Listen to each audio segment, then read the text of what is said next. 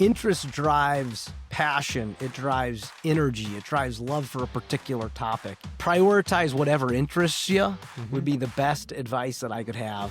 What is it like to work that closely with an absolute American business icon, a global business icon like Warren Buffett? Well, he's been absolutely the perfect partner.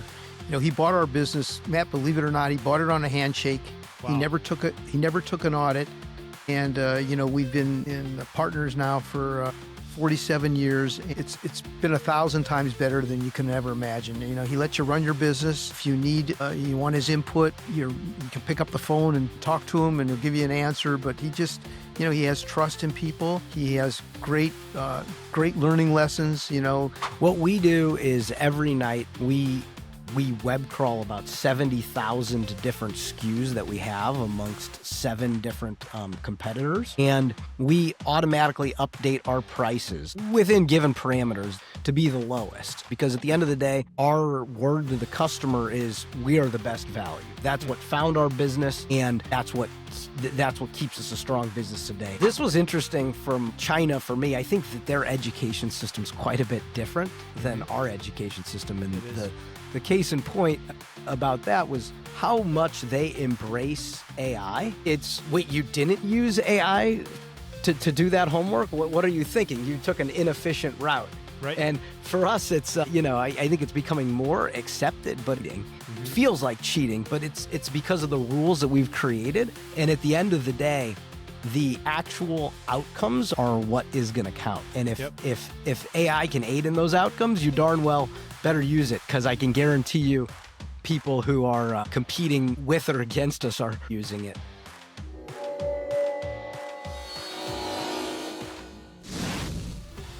It's Matt Kirkner on the Tech Ed Podcast, where we are securing the American dream for the next generation of STEM and workforce talent, the #1 podcast in all of STEM and technical education, ranked weekly in the top 1% of technology podcasts on the globe. And because of all of that, we have an opportunity to meet so many great and fascinating people week in and week out. We're so blessed to do the work that we are doing. I will tell you, here in the year 2025, 2 of the best people, and I mean that genuinely, that I had the opportunity to meet are joining us on the Tech Ed Podcast today. I've learned a bit about their company, spent some time with them in Omaha, Nebraska, what they are doing and the scale at which they are doing it.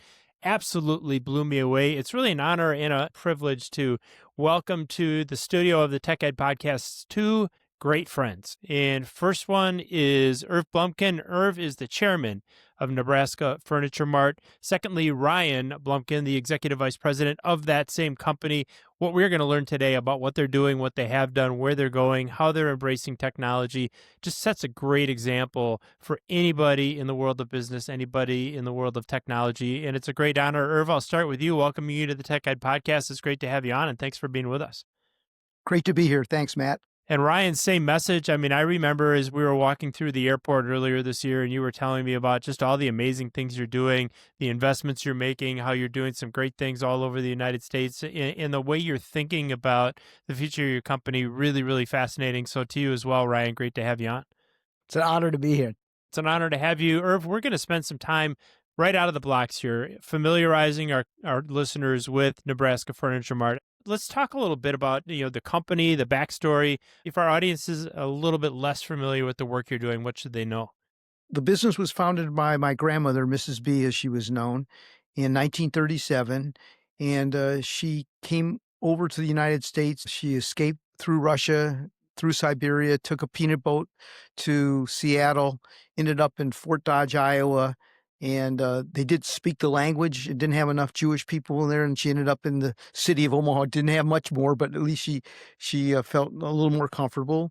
And she started working with her husband in a pawn shop, and then she got very interested in the furniture business, and she decided she was going to start a business. So in 1937, she opened up a small store, and her philosophy was very simple. At that time, it was sell cheap and tell the truth. And so she just wanted to give the customer a good deal. And it was just a small store at the time. And then 1949, early 50s, she was starting to get a track record, but she was always worried about making sure she paid all of her bills.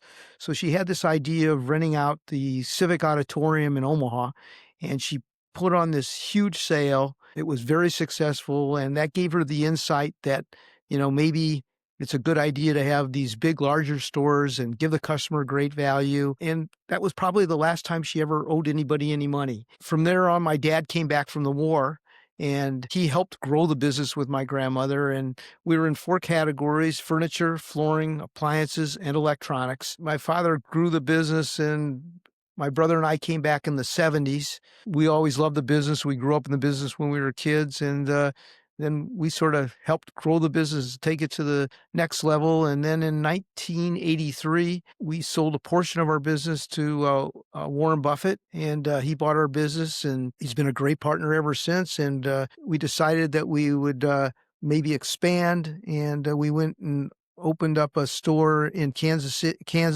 Our stores are large stores. There aren't a lot of them, but they're somewhere in the 450 to 550,000 square foot of retail. At that time, we estimated that if we did $40-50 million out of that store the year, that would be successful. And we opened the store. And I think the first year we did a little less than 200 million, or right around 200 million. So we sort of shocked the system, and my brother and I looked at each other and says, "Oh, we're never going to do this again." And Right. Yeah. then as time went on, we got more comfortable with it. And then we expanded to Dallas, Texas, and we built a 1.8 million square foot facility, including warehouse there. And we've been there now for about a little over 9 years. 9 years, and that's been very successful. And so we grew from was a very, very small business. In the 70s, we were doing $30-40 million, and today we're a $2 billion company, and we're going to be opening a new store in Austin, but all built on great selection, a good customer experience, really nice stores, and giving the customers great deals. Well, and it sounds like going all the way back to 1937. And I think, my father was actually born in 36. He just turned 89 years old. I mean, you've been doing this for a really long time.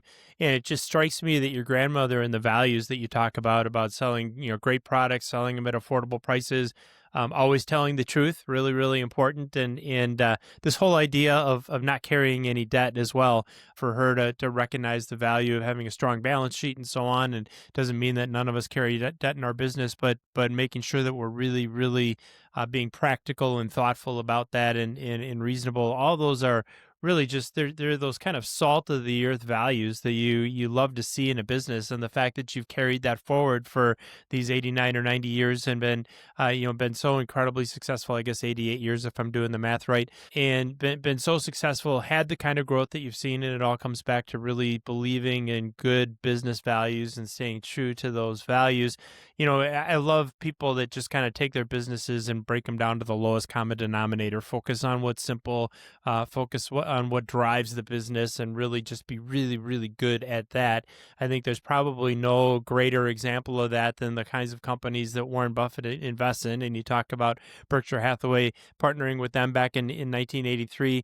I've known a couple other people, one in particular I think you and I have talked about, who ran a company that was owned by Berkshire Hathaway and just had nothing but great things to say about Warren, about Charlie Munger, and the incredible tradition and the incredible work that they're doing. Of course, in a matter of weeks, I think Warren will be retiring and stepping down. So it's an interesting time to be having this conversation.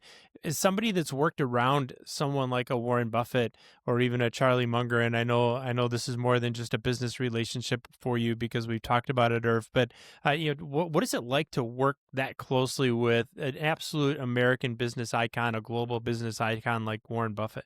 Well, he's been absolutely the perfect partner. He bought our business, Matt, believe it or not, he bought it on a handshake. He Wow. never took an audit. And, we've been partners now for 47 years. And it is absolutely, as much as you read about him and as much as people write about him, it's been 1,000 times better than you can ever imagine. He lets you run your business. If you you want his input, you can pick up the phone and talk to him, and he'll give you an answer. But he just, he has trust in people. He has great learning lessons, like you just mentioned. I mean, he keeps things simple. Take care of the customer, understand what you stand for, create a moat around your business, surround yourself with the best people you can, and he's taught us so many great lessons: integrity, honesty, doing the right thing, being kind to people. And, it's those simple things that really make a difference. And in fact, we'll go to dinner with Warren maybe once every 4 to 6 weeks. In fact, we have dinner with him tonight, believe Oh, it or do you not. really? And every time we get together with him, it is like a learning library, we get a chance to a guy who's 95 years old to be able to tell us about life and what's important and how you really measure success. And from a business standpoint and a personal standpoint, we couldn't have been picked a better, more perfect partner, and he's lived up to everything that he said he would do, and hopefully we've done the same thing, and it's just been a wonderful, wonderful relationship. But it's it's every day is a learning from him, and we try to take advantage of that, including Ryan and Charlie Munger equally. We didn't get as much time to spend with Charlie, but I've spent many hours with him, and their wisdom and their clarity and their simplicity about business and about life. We tend to make things a lot more complicated than they should be, and they somehow put it down to real simple kinds of things. And those are just all of the many things that we've been able to listen to and take advantage to and try to emulate in our business. Well, and talk about breaking things down to really simple concepts. One of my favorite Charlie Munger quotes that I use all the time, and I actually live by because I have a tendency to get emotional sometimes when I read an email or I want to respond right away to somebody that maybe struck a nerve with me. And his quote was, "You can always tell someone to go to hell tomorrow if it's such a good idea." And that one has just always stuck with me from Charlie Munger. Be sure to let Warren know when you sit down for dinner with him. Number one, hello from the Tech Ed Podcast, and number two, if he ever wants to have a really, really fascinating discussion, we would welcome to sit in that same spot that you are and spend some time with us here on the podcast. Nothing would be greater. But to your point, what an incredible human being, an incredible legacy, so many lessons, the ones that you talked about, and just the simplicity of the way that he looked at business and looks at business and looks at it for the long term and focuses on fundamentals and doesn't get emotional himself about making decisions. And because of that, he's built just incredible value for so many people across the United States, not just himself and not just the folks that are helping run companies and co-owning companies with him, but so many Berkshire Hathaway investors as well. What an incredible life that he continues to lead. Speaking of leading an incredible life, I had an opportunity to learn a little bit about your father, Irv, and we talked about him earlier on the podcast when you mentioned him getting involved in the family business. We also talked at length about him when I visited you in Omaha. And as a matter of fact, there's a photo that I put up on LinkedIn about a month ago of the three of us, you, Ryan, and I, standing next to a bronze statue of your father that was commissioned by Ron Wanek at Ashley Furniture Industries. I shared that photo with Ron because I was proud of the fact that A, we had met with each other, and I knew he would love that story, and B, that we posed with that statue. When I texted that to Ron Wanek, of course, founder and chairman of Ashley Furniture Industries, for any of our audience members who don't recognize that name, but Ron has been on the podcast now twice himself. And he texted me back, and he said that your father, Louis, was one of the best businessmen he had ever known. And I told Ron, I said, Ron, you're one of the best business people that I've ever known. So if he's saying that somebody else is one of the best business people that Ron has ever known, that is super, super high praise coming from Ron Wanek. So talk just a moment, if you would, about your dad, a war hero, by the way, or World War II war hero.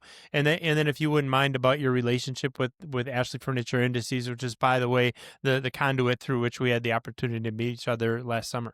My father was a great mentor. He was a great teacher. I fortunately got to spend most of my life being the understudy to him. And so I was really, really lucky. And, he had a temperament about him.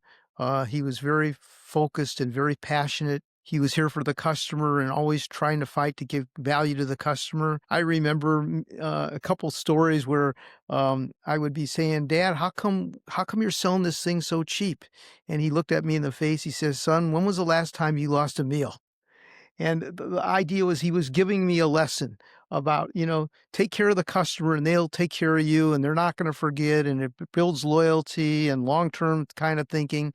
And whether it was the merchandising part of the business that he taught me or hard work, focus. And so I was just one of the luckiest guys in the world to be associated with my father and being able to train under him, because he was a great businessman, a great merchant. He was a unbelievable at determining what was best for the customers, and that sort of relates to Ron Wanek. And Ron was an unbelievable entrepreneurial person.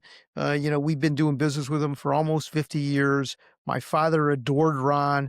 He had that same spirit of doing what's right, tremendous integrity, always figuring out a way to give customers good value. He was one of the very first in our industry who developed this gross margin return on investment and taught people about how to turn inventory. He was always continuously learning. He was one of the first who went overseas, and between automation and between productivity and efficiency, they are an unbelievable company, and his son Todd is equally a great leader. They're focused, they're honest, they're very innovative.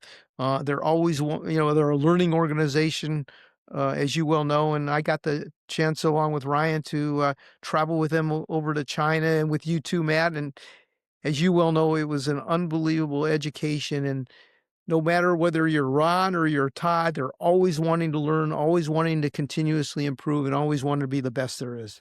Absolutely. And I love the idea of, the next generation of the leadership of that company in the form of Todd Wanek, who's himself has been on the podcast a number of times. Great friend. I've learned tremendous amounts from Todd and Ron alike. And to see that company, and I know Ron has told me that one of the greatest blessings of his life was to be able to work so closely as he has with his son Todd, and to see it in such great hands and so successful, and under the leadership of an individual that, to your point, is an absolute lifelong learner, is eminently curious, is always trying to figure out how to make that business that much better, because it is a journey. We never quite get there, and there's always one more thing that we can improve in our companies. And it's been an absolute pleasure and honor to work with both of those folks. As they've passed their business from one generation to the next. We've got several generations of your family here on the podcast. We're going to get to Ryan in just a minute, but before we do that, Irv, so you've built this incredible, I don't know if calling it an empire is too big a word, but I'll use that word. I mean, these incredible campuses in Omaha and Kansas and in Dallas, the new one in Austin that I know we want to spend some time talking about. To this idea of continually growing our companies, of never being done, of always having one more hill to climb. Tell us about what the future growth opportunities are for a company like Nebraska Furniture Mart. There's this huge opportunity connected both with AI and the web, and understanding, how customers shop. So there's great opportunity there. And then we're always looking for categories that fit to the home in one way or another, and that we can enhance the customer experience and give them a good value at what it is that we do. And we're just always open and always looking. And one thing that my father has taught us is you don't want to get too big too fast. So we're very steady. We're very long term. We would rather grow steadily than all of a sudden, just pop, and then all of a sudden one day, it's too big too fast, or whatever it happened to be. So there's always opportunities. We're always looking to grow. You can't stand still. You have to adapt to the change. There's so much change going on right now, but we've got this long-term view. Our family's always had it. Mr. Buffett has always had it. And you figure out how to adapt and build a moat that it's not so easy to attack. And occasionally you get a few leaks, and you try to stop the leaks. And so we continually are focused in taking care of the customer. And that's one of the beautiful things about, a family-owned company, obviously Berkshire Hathaway-owned company as well, but that long-term view, the fact that, when you don't have to answer quarter by quarter for every little thing that happens, and we have the same things in our businesses and I've been in businesses where you had to report out to somebody every month or every quarter, and it really drove, decision-making in some cases that wasn't always with the long-term best ideas at hand.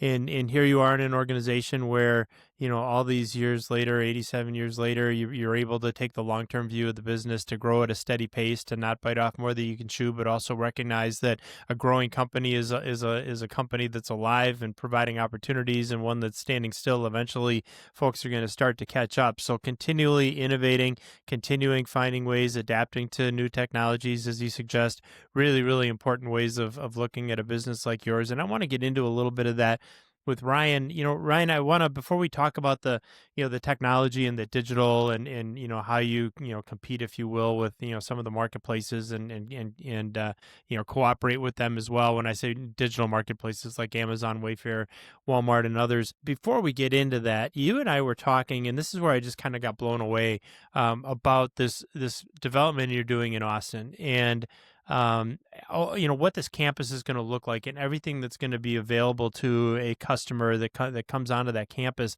Can you just give our audience a little bit of a sense for like what that experience is like for the customer, so they get an idea? As I didn't have as good an idea until you and I talked a bit about what you're actually doing. Tell the story about this campus in Austin, then we'll get into some of the digital stuff. Yeah, sure. So we purchased 120 acres in Austin, and the Nebraska Furniture Mart store will take about 70 of those acres. So far, we've announced Scheels, which will do about a 300,000 square foot store immediately next door.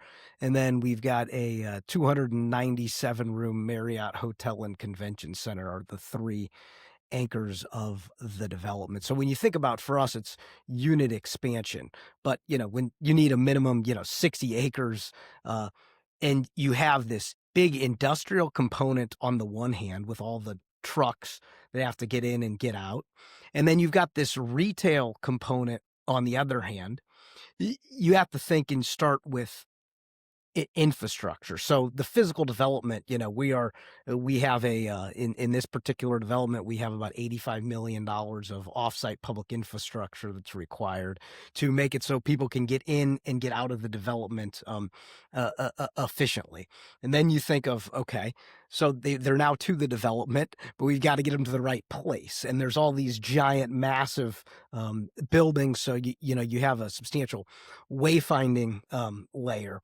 And then we become huge tax generators for the government. And so the government has a big say in this as well. And so we work a lot with governments to make sure that at the end of the day, the project is both economically viable for them and for us, and that we're also delivering what it is that they need in their community. So it's a true win-win. So now we get to the development, and we're going to the NFM store. We'll have in this development a parking garage of about 1,100 stalls plus another about 1,600 surface stalls. Wow. We call it catering from the masses to the classes. Okay. And so our breadth is very, very large. Mm-hmm. So generally we don't serve the bottom 20% or the top 1%, but we serve everybody else in between there. Again, our categories: furniture, flooring, appliances, and electronics. And depending on the category, it's a good, better, best, or if it's furniture, it's style is how it's displayed. And it's displayed in, we always keep it fresh. So if you come in the store one month and you come in the next month, what you saw and where it was could be vastly different.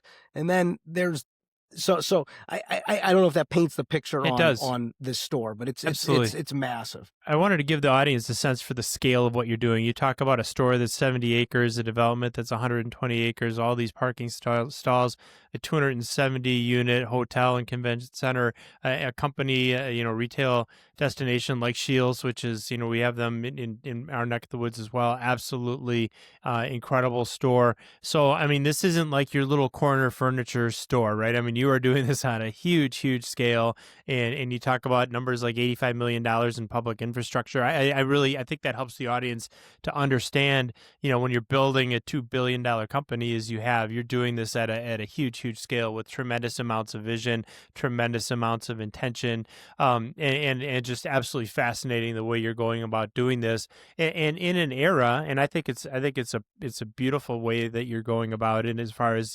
destination retail, but that's not the way that everybody is buying everything these days. And I should add, by the way, it was occurring to me as you were going through, your description and having walked through your retail center in Omaha, and you're quizzing Irv about like how much would that sofa cost, and he's like, nailing it within like 0.5% of the price. I mean, and just how well he knows that business, but all the way down to the individual SKU, but also recognizing, to your point, that this is a destination for really buyers of almost every economic bracket and every interest. And as we got deeper and deeper into the store, you've got different levels of of quality, I guess, or it's going to appeal to different types of buyers. So really, really cool experience, and also credit to Irv for just his incredible, all the way down to every minute detail, his understanding and knowledge of that business. And I know you're not arguing with me either, and neither is Irv. So we're all agreeing on that part of it. So go ahead. Were you going to say something? Yeah. I can't tell you how many times in my life I've woken up to Irv ripping PO reports. He will, every single line item of what we receive. And then to make sure that no competitors see it, he rips it. And so probably about 30% of my life, I've woken up to him going through these reports. That's beautiful. And then being his own shredder, just shredding that so that it doesn't fall in the hands of anybody else. That's absolutely beautiful. And I could totally envision that. Who needs an alarm clock when you've got Irv ripping the PO reports, right? So speaking of alarm clocks and alarms going off in the retail market, your market is changing. We saw some of this real firsthand, by the way, when we spent some time in Asia together. But as things are becoming more digital, and I know you've got plans for this, but given the bricks and mortar presence that you have, how does all that play into the present and future planning for a company like NFM? Yeah, so we think that a lot of stores have gone down in terms of their size and what they're building. Their new units are smaller format. And we think that's a huge differentiator for us. At the end of the day, though, I mean, whether it's Amazon, Costco, Wayfair, these are very viable threats and to our business. But it's very interesting. So Amazon recently came to us and said, hey, we would be interested in doing a store within your store, because nobody at the end of the day can display the products with the professional sales skills that our folks have. And so it is interesting. It provides a partnership opportunity where you're competitors in one sense, but at the same time you can help each other. And so the customer's going to shop how they want to shop. Generally, furniture is the third most friction-filled purchase after a house and a car. Wow. And so, there's lots of furniture that it's more and more conducive. And we saw this in China to buy online. You can put it together. It's easy to ship. It's a relatively low price point. And so we've got to play in that space. And we do play in that space. And then there's, bigger purchases where, hey, I've got to touch this. I've got to feel this. I've got to see, is the pitch right? Is the depth right? Is the hand on that right? And there's a mix, right? And I think almost all customers out there are going to, at some points in their life, say, I want to touch it, feel it, see it. And I think those same customers at some point in their life are going to say, that's an easy thing to click the buy button. Sure. Yeah, and I would just speaking from experience, and you think about it, it sounds kind of weird to say maybe, but the relationship you have with your furniture, right? So I've got like the same chair in the back of our house that kind of overlooks our yard, where I sit in the morning and I read the Wall Street Journal and I have my cup of coffee, and I'm in that chair every morning for somewhere between 45 minutes and an hour. And then the couch that I sit on in our family room, if I'm going to flip on the TV at the end of the day or spend some time catching up on my social feeds or whatever, sitting in the same spot. I'm the guy, by the way, that there's just no way I'm buying furniture unless I can go, I can sit in it, I can make sure it feels perfect. And the reason for that is that you spend so much time with it. You want to make sure that that's perfect. So I think I can totally see that. And then we see like things like the human dog bed that we saw in China. I haven't yet forgotten the human dog bed. So people can look that up if they're interesting. But literally like a dog bed that's big enough for a human being to lay in. Kind of weird, but the best-selling item, I think, of the e-commerce company we were visiting with on that day. Maybe that's something that you're a little bit more willing to buy online. Go ahead and buy your dog bed. Moving moving on from that to dynamic pricing models. So when we were walking through the physical space, in your store, Ryan, one of the things that you pointed out to me was how, first of all, how price sensitive your products are, and consumers have so many options for how, where, when they shop, and they're basically swimming in a tremendous amount of information anymore. You can walk through somebody's store with your smartphone and kind of check anything you want. You're literally able to change pricing real time, like on an ongoing basis, right? Talk about just that pricing model and how you're using technology. That really impressed me. Yeah. It is amazing how market prices on things change. And many places, many retailers are reacting to other retailers. So what we do is every night we web crawl about 70,000 different SKUs that we have amongst 7 different competitors. And we automatically update our prices within given parameters. It's a vast majority of them to be the lowest. And so it's easy to do online, but in the store, it's a little more difficult. So we have a physical pricing infrastructure where we have digital price tags and all these stations throughout where we can beam updated prices to the price tags, because at the end of the day, our word to the customer is we are the best value. That's what found our business, and that's what keeps us a strong business today. And I think over time, no matter what, value always wins. If you can give customers consistently the best value that's available, you've built a big moat, and you've got a business that will sustain long into the future. And so when we put all this digital pricing assets in place, it was our long-term commitment to being the best value to customers. And when we today Go ahead. it's so transparent. It's so transparent. Anybody can look. And so you may as well just proactively give everybody the best price. Yeah, absolutely. They're going to figure it out quickly enough anyway. So you might as well have that dynamic pricing ability and back it with technology, which you certainly did, and was really, really impressive when we spent that time walking through your store. When we talk about value, and to me, it's not necessarily being the lowest price. It's being the lowest price for what the customer is purchasing and what they're buying, whether that's quality or suitability or whatever it is that they're valuing, proximity to them as far as the inventory and so on. So that, that value is a big part of the customer experience. We talked a little bit about the scale of the developments that you're putting together. Talk, if you would, Ryan, about the experience of a client or a customer when they're walking in the front door of a Nebraska Furniture Mart. What's that experience that you're looking to create for them, and then how do you go about driving that through your culture?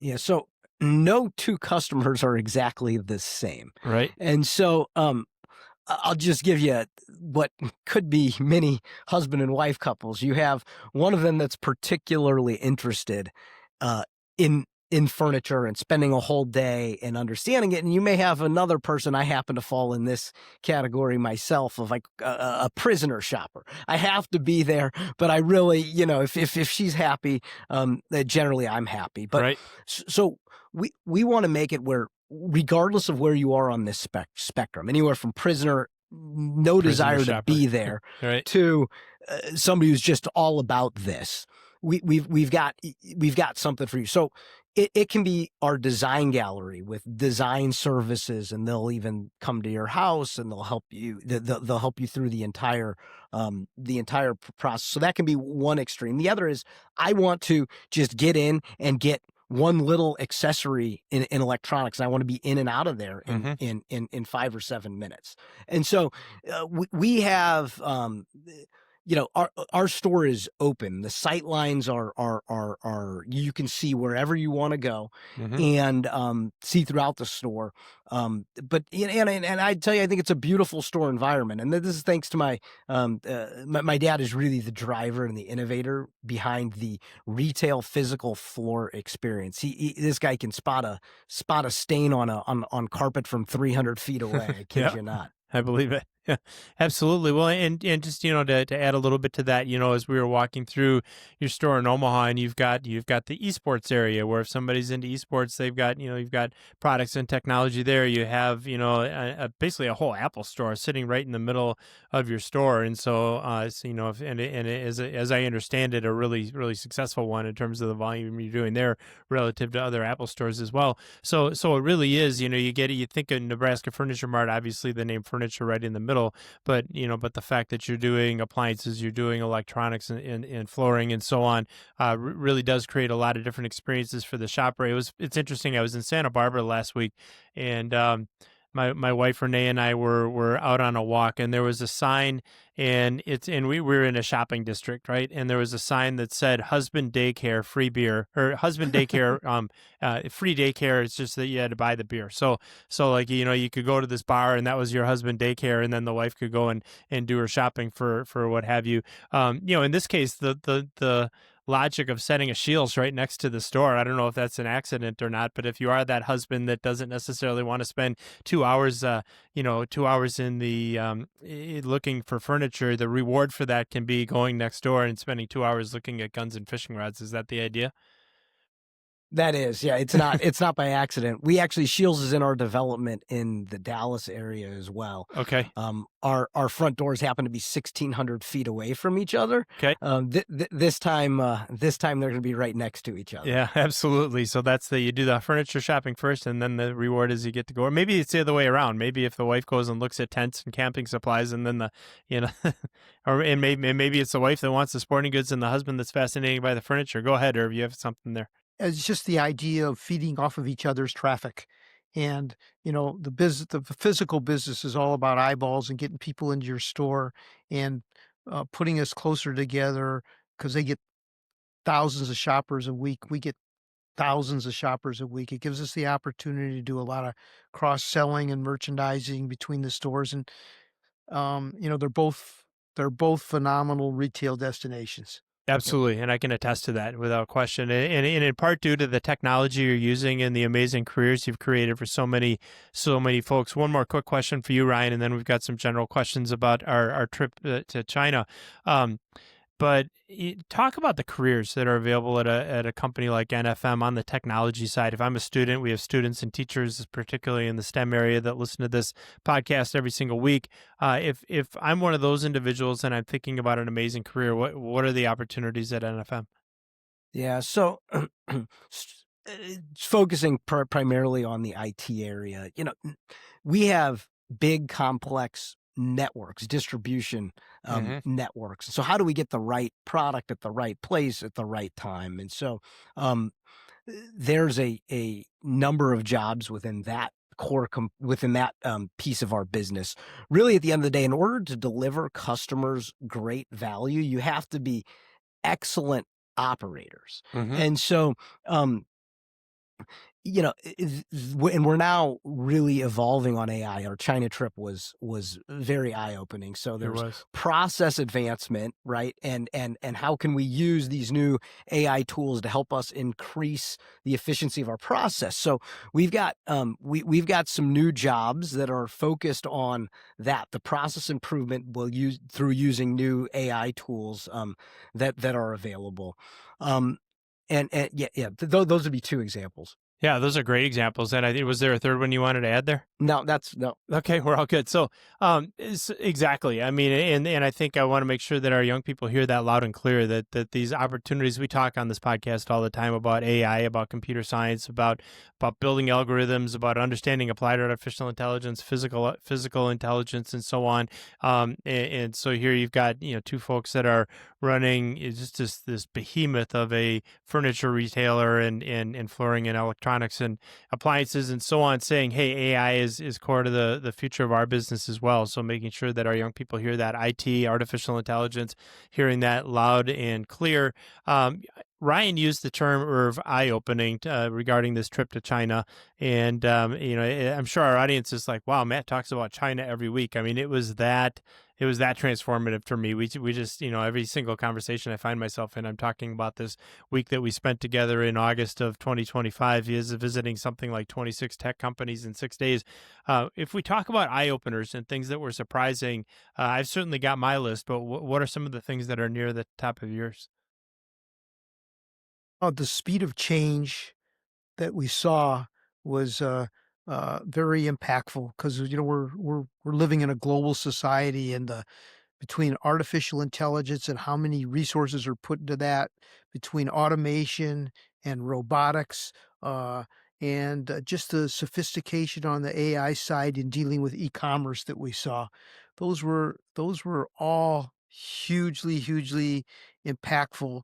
And um, getting back a little bit to your question about IT and your younger Sure. listeners, it's it's great having my son here. He's a young thinker. He's outside of the box. Having young people with young minds and not having definitive ways of doing things provides an opportunity for an organization who's a learning organization, whether it be in IT or any other place, to really provide tremendous opportunities for people to learn. And just like when we went to China and learned about uh, AI and how it's impacting so many processes, or you went and saw some physical uh, warehouses where there was automation and advanced automation seen, or when we went to e-commerce places and saw how they were using technology to drive uh, business and change. And it was fascinating. In fact, Matt, it was so fascinating. We're going back in 10 days. Are you really? How awesome Yeah, is that? we're taking another group of our people, because I want them to see the speed, the change, the scrappiness, the intelligence, the learning, that so we can, as a company, come back and adapt and execute on some of the things that we saw and learned. And it was all that, right? Speed, change, scrappiness. I mean, we were in technology companies where people were working at 8 o'clock at night. We were in, I mean, really, I was just talking about this with Todd Wanick on a recent episode, really entrepreneurial, capitalistic. I mean, things I just did not expect to see in China. Maybe I was naive, but it was a super eye opener for me. And I'm glad Ryan used those words. And so coming back to you, Ryan, what were some of the eye openers for you? The lack of bureaucracy and how that aids in their speed. And the other thing that was just fascinating to me is they don't have any preconceived notions about about IP. Everybody's going to knock everything off, and the only way for them to win isn't to go and try to get IP lawsuits, and it's to make a better product faster. And that came through to me very loud and clear. You remember one of the furniture companies that we went to, they said, "Yeah, well, somebody just knocked this off." So their timeline, I think, was 3 or 4 weeks of, we're going to redesign it. We're going to redesign it better. We're going to make it ship in smaller case, and we're going to be out in the market 3 to 4 weeks with it. And so then, even though they knocked us off, we're just going to get better faster. And that mindset was eye opening to me.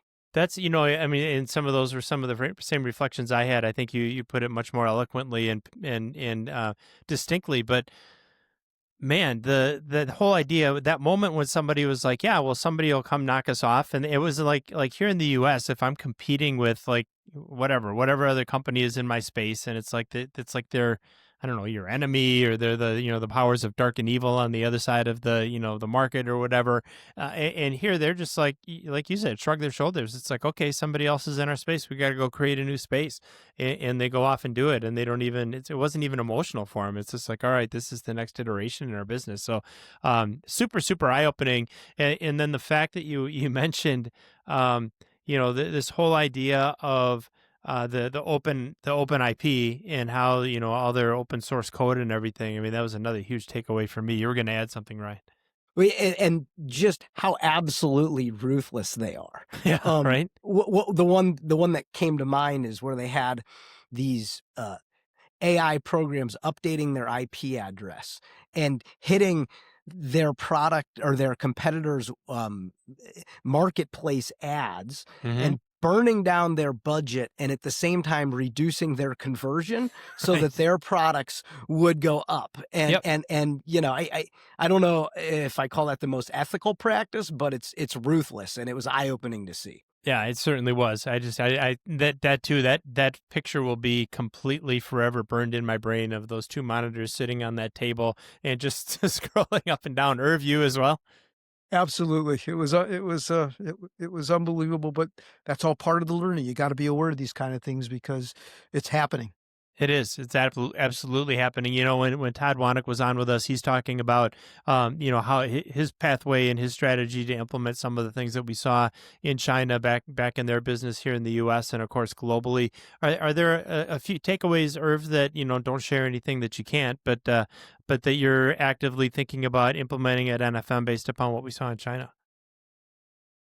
Yes, on the e-commerce side, we're considering implementing that lower part of the market that we may be giving up now because one, we weren't as aware of it and now understand it, and it's a classic disruption. If they're going to go after that low end, eventually they're going to go after the better end. So we would never want to give that up.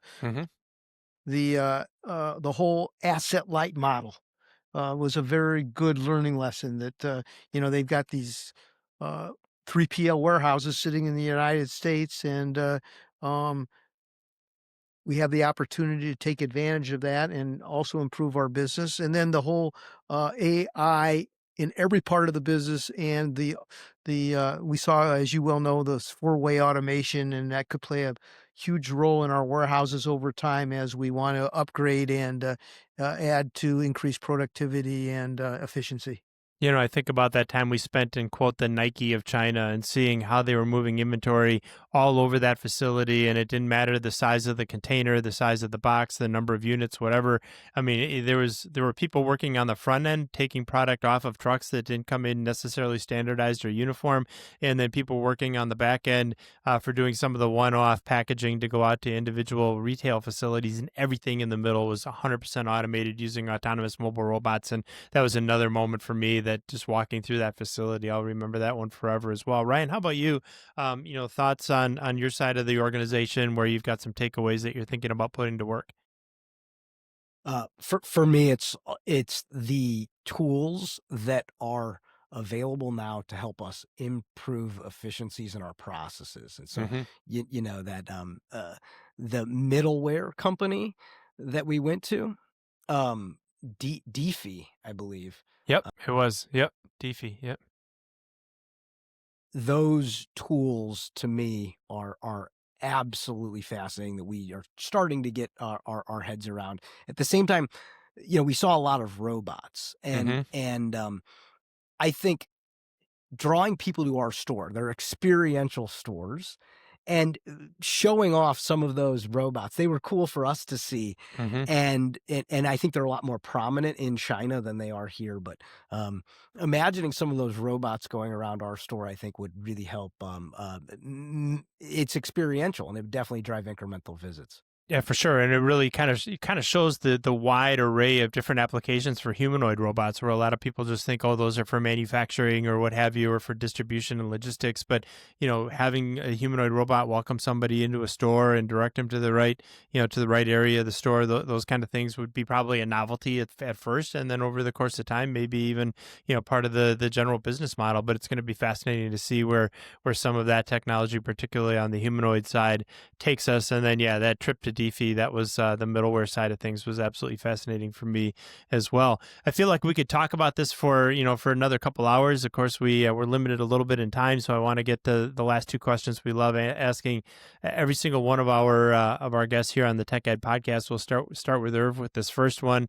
We all have our own educational journey, and mine was different from both of yours. And to your point, every consumer is different, every student is different as well. But having been a student and a lifelong learner as well, Irv, can you tell me a little bit about whether there's something in your background from an education standpoint, or something you believe about how we should educate the next generation that would surprise people a little bit?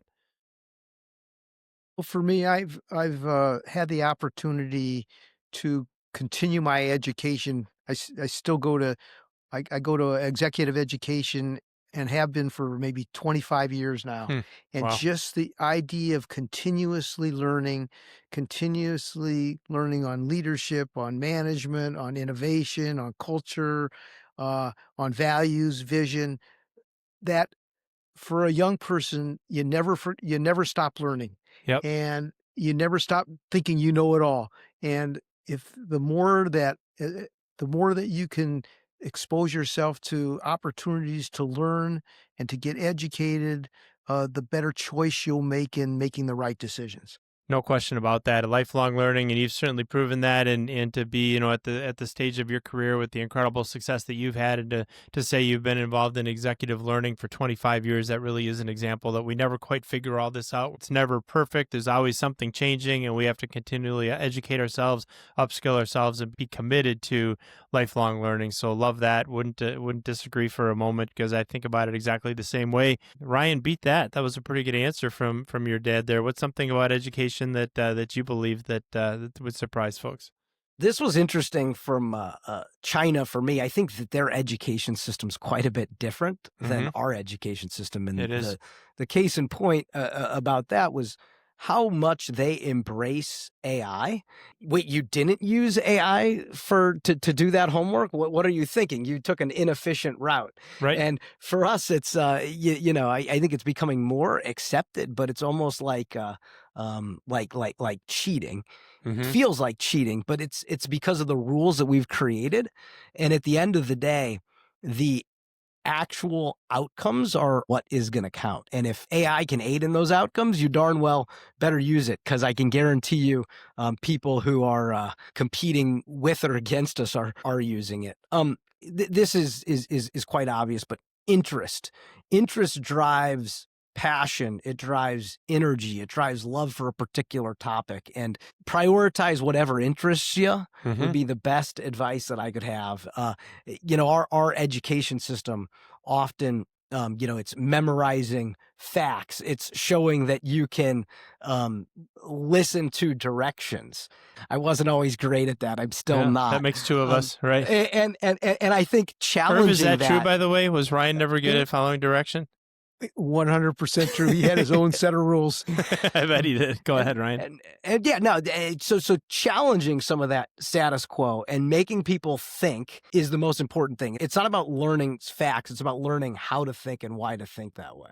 Absolutely. I love that. And one of the things I love about the applications of artificial intelligence and the opportunity as it relates to education is to be able to meet every learner where they are. We all learn differently.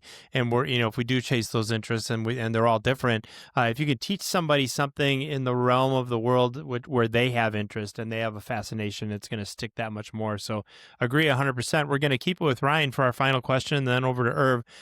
This is another question we love asking every guest here on the Tech Ed podcast. We're going to turn the clock back a little bit, Ryan, before your kids, before your incredible role that you have at NFM, before our trip to China, a long time before that, all the way to when you're a 15-year-old kid, you're a sophomore in high school, you're doing your best to follow Irv's directions, but not doing it very well. If we could go back all that way to your 15-year-old self, and you could give that 15-year-old Ryan one piece of advice, what would it be? I think it would be slow down, Tiger. Okay. I was very impatient at that age, and forced a lot of things. And I think that's what I'd tell you. Got it. Well, I have no idea where that drive and that speed would have come from, unless maybe from the gentleman next to you. But would that have been good advice for Ryan to slow down a little bit, Irv, back then? Absolutely. And not only what is a good advice for him, but I wrote down being patient. There you go. Interesting. And we didn't trade thoughts on this at all. But, at the end of the day, looking back, and I would say having patience. And I still don't have that much patience, Matt. Yeah, I know you don't, right? I know. But if I was going back, both around patience and clarity would be what I would say. Absolutely. I love that. But coming from both of you and basically the same advice you would each give your 15-year-old self, and probably fortunate for the world that maybe you didn't slow down so much and you weren't so patient, because obviously you've built an incredible company. But I hear you, and I hear what you're saying, and the world does a plan for us, and it unfolds itself as time goes on, and oftentimes we don't understand what that plan is until much later. But maybe being a little bit more patient along the way wouldn't hurt any of us, myself included. I'm glad we weren't all that patient waiting to get this podcast up. I mean, and get together with you guys. We pushed for this because we thought it was important. It was really fun for me to rekindle a little bit of the fun that we had, the fascination we had in China, spending all the time, not just in and out of like 26 tech companies in 6 days, but on the bus in between those visits, and getting to know both of you. It's a true blessing of 2025 for me to have spent the time that we did together, to have you both on the podcast to talk about the really incredible work you were doing at NFM. So Ryan Blumkin, Irv Blumkin, to both of you, thanks so much for coming on. Thank you, Matt. It's been a great pleasure. Thanks, Matt. Really enjoyed having both Ryan Blumkin, the Executive Vice President of Nebraska Furniture Mart, and Irv Blumkin, that organization's distinguished chairman, on with me here on the Tech Ed Podcast. Learned so much about the work that they're doing, about what we learned in China, about the advice that they would give to their 15-year-old selves. Had so much fun with both of them. We're going to do a couple things. First of all, for the show notes, and we had a number of references that we brought up over the course of our discussion today. We're going to link those up at techedpodcast.com/NFM. That's techedpodcast.com, and then 3 letters, the letter N, the letter F, and the letter M for Nebraska Furniture Mart. That's NFN. When you're done there checking out those show notes, check us out on social media. We'll be on TikTok. You'll find us on LinkedIn. You can find us on YouTube. You can find us on Instagram, on Facebook. Wherever you go to consume your social media, you will find the Tech Ed Podcast. You will find us right here again next week as well. My name's Matt Kirkner. Thank you so much for being with us.